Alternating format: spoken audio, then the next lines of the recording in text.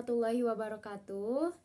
Perkenalkan, nama saya Rizpianti, mahasiswi Universitas Surya Kencana Cianjur, program studi Teknik Informatika, yang saat ini sedang melaksanakan MBKM Merdeka Belajar Kampus Merdeka, yaitu pertukaran mahasiswa dengan Fakultas Hukum Universitas Surya Kencana Cianjur. Di video kali ini saya akan mereview materi mata kuliah Hukum Pidana Lanjut yang telah disampaikan oleh Ibu Profesor Dr. Hajaini Nuraini SHMH beserta asistennya Bapak Dr. M. Rendi Aridayandi SHMH. Baik, kita langsung saja ke pembahasannya. Baik, di pertemuan ke-11 ini melanjutkan pembahasan dari sebelumnya di pertemuan ke-10, yaitu mengenai residip atau pengulangan tindak pidana. Saya akan membahas kembali materi yang telah disampaikan di video sebelumnya, yaitu mengenai residip.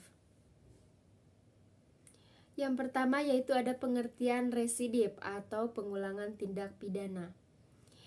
Residip atau pengulangan tindak pidana adalah tindakan seseorang yang mengulangi perbuatan pidana sesudah dijatuhi pidana dengan putusan hakim yang mempunyai kekuatan hukum tetap karena perbuatan pidana yang telah dilakukannya lebih dahulu. Nah, sudah disebutkan ya di video sebelumnya bahwa residip ini hampir sama dengan concursus realis. Hanya perbedaannya pada residip ini sudah ada putusan pengadilan berupa pemidanaan yang telah ditetapkan, dan sedangkan pada concursus realis terdakwa melakukan beberapa perbuatan pidana dan antara perbuatan yang satu dengan yang lain belum ada putusan apapun.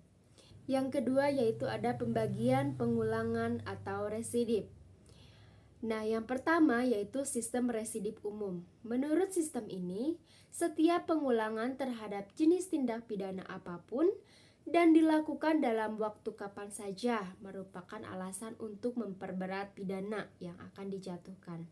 Jadi, tidak ditentukan jenis tindak pidana dan tidak ada daluarsa atau kadaluarsa dalam residipnya. Kemudian yang kedua yaitu ada sistem residip khusus.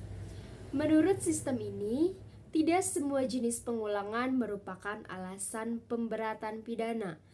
Pemberatan hanya dikenakan terhadap pengulangan yang dilakukan terhadap jenis tindak pidana tertentu dan yang dilakukan dalam tenggang waktu yang tertentu pula.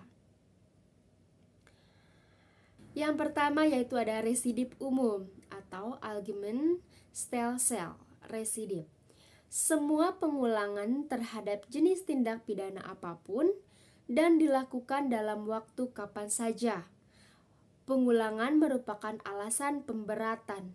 Jadi, tidak disyaratkan jenis tindak pidana yang dilakukan maupun tenggang waktu pengulangan. Dengan demikian, tidak dikenal daluarsa atau kadaluarsa. Residip atau pengulangan jenis tindak pidana umum ini tidak dikenal dalam KUHP. Yang kedua, residip khusus atau special Stelsel residip. Tidak semua jenis pengulangan merupakan alasan pemberatan.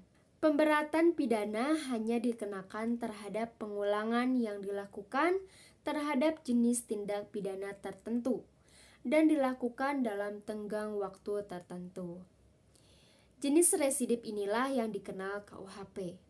Kemudian menurut KUHP, pengulangan atau residip tidak diatur secara umum dalam buku 1 KUHP tentang ketentuan umum, tetapi secara khusus untuk tindak pidana tertentu diatur dalam buku 2 dan buku 3 KUHP. Selain itu juga, KUHP mensyaratkan tenggang waktu pengulangan tindak pidana tertentu. Dengan demikian, KUHP menganut sistem residip khusus. Artinya, pemberatan pidana hanya dikenakan pada pengulangan jenis-jenis tindak pidana tertentu saja dan dilakukan pada tenggang waktu tertentu.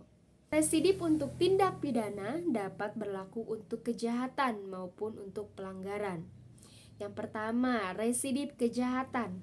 Dengan dianutnya residip khusus, maka residip kejahatan menurut KUHP adalah kejahatan-kejahatan tertentu yang dibedakan Dalam residip kejahatan-kejahatan tertentu sejenis diatur secara tersebar dalam buku 2 KUHP, yaitu dalam pasal 137 ayat 2, 144 ayat 2, 155 ayat 2, 157 ayat 2, pasal 161 ayat 2, 163 ayat 2, pasal 208 ayat 2, 216 ayat 3, 303 bis ayat 2, 321 ayat 2, dan 393 ayat 2. Dalam residip kejahatan sejenis hanya ada 11 jenis kejahatan yang merupakan alasan pemberat pidana.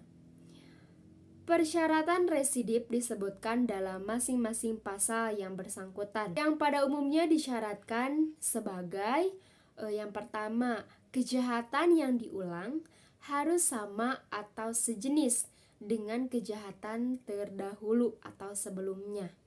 Yang kedua, antara kejahatan yang terdahulu dan kejahatan yang diulangi harus sudah ada keputusan hakim yang berupa pemidanaan yang mempunyai kekuatan hukum yang pasti dan tetap. Yang ketiga, pelaku kejahatan dalam menjalankan kejahatannya harus merupakan pencaharian, khusus untuk pasal 216, pasal 303 bis dan 393.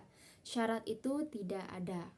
Kemudian yang keempat, pengulangannya dilakukan dalam tenggang waktu tertentu yang disebutkan untuk pasal-pasal. Yang pertama, 2 tahun sejak adanya keputusan hakim yang pasti atau tetap. Terdapat dalam pasal 137, 144, 208, 216, 303 bis dan 321 KUHP. Yang kedua, 5 tahun sejak adanya keputusan hakim yang pasti atau tetap. Terdapat dalam pasal 155, 157, 161, 163 dan 393 KUHP. Dengan adanya syarat keputusan hakim yang berupa pemidanaan dan mempunyai kekuatan tetap, maka tidak ada residip dalam hal yang pertama, keputusan hakim tersebut tidak merupakan pemidanaan. Misalnya, keputusan yang berupa pembebasan dari segala tuduhan dan yang berupa pelepasan dari segala tuntutan berdasarkan pada pasal 191 KUHP. Yang kedua, putusan hakim tersebut masih dapat diubah dengan upaya-upaya hukum yang berlaku, misalnya dengan upaya banding atau kasasi. Yang ketiga, putusan hakim tersebut berupa penetapan, misalnya keputusan yang menyatakan tidak berwenangnya hakim untuk memeriksa perkara yang bersangkutan. Kemudian keputusan tentang tidak diterimanya tuntutan jaksa karena terdakwa tidak melakukan kejahatan, dan tidak diterimanya perkara karena penuntutannya sudah kadaluarsa atau daluarsa. Yang perlu diperhatikan adalah bahwa saat pengulangan dihitung sejak adanya putusan hakim yang berkekuatan tetap. Jadi tidak disyaratkan apakah jenis pidana yang dijatuhkan oleh hakim sebelumnya, dan tidak pula disyaratkan apakah pidana yang dijatuhkan itu sudah dijalankan atau belum, baik seluruhnya atau sebagian. Pengenaan pemberatan pidana untuk residip kejahatan sejenis ini berbeda-beda. Yang pertama yaitu dapat diberikan pidana tambahan berupa pelanggaran atau pencabutan hak untuk menjalankan mata pencahariannya. Yang kedua, pidananya dapat ditambah sepertiga, khusus pasal 216. Kemudian yang ketiga, pidana dapat ditambah dilipat 2 kali, yaitu khusus untuk pasal 393, yaitu dari 4 bulan 2 minggu menjadi 9 bulan penjara. Kemudian selanjutnya residip kejahatan-kejahatan tertentu yang termasuk kelompok sejenis. Hanya diatur dalam 3 pasal, yaitu diatur dalam pasal 486 sampai 488 KUHP. Adapun syarat-syaratnya yaitu yang pertama, kejahatan yang diulangi harus termasuk dalam suatu kelompok jenis dengan kejahatan yang pertama atau terdahulu. Kelompok jenis kejahatan yang dimaksud yaitu kelompok jenis kejahatan pasal 486 KUHP mengenai kejahatan terhadap harta benda dan pemalsuan. Misalnya pemalsuan mata uang pasal 244 sampai 248, pemalsuan surat 263 sampai 264, pencurian 262 sampai 265, penggelapan, penipuan. Kemudian kejahatan jabatan 415 sampai 425, kemudian penuduhan 480 sampai 481. Yang kedua, kelompok jenis kejahatan 487 KUHP mengenai kejahatan terhadap orang. Misalnya penyerangan atau makar terhadap kepala negara, pembunuhan, penganiayaan dan lain-lain. Kemudian yang ketiga, kelompok jenis kejahatan dalam pasal 488 KUHP mengenai kejahatan penghinaan dan berhubungan dengan penerbitan atau percetakan. Misalnya, penghinaan terhadap presiden atau wakil presiden pasal 134 sampai 137. Kemudian penghinaan terhadap kepala negara sahabat yaitu pasal 142 sampai 144. Penghinaan terhadap penguasa atau badan hukum 207 sampai 208, penghinaan terhadap orang 310 sampai 321. Kemudian kejahatan penerbitan dan percetakan terdapat dalam pasal 483 sampai 484. Nah, mungkin hanya itu saja yang bisa saya sampaikan. Mohon maaf bila ada kesalahan dalam penyampaian. Wabillahi taufiq wal hidayah. Wassalamualaikum warahmatullahi wabarakatuh.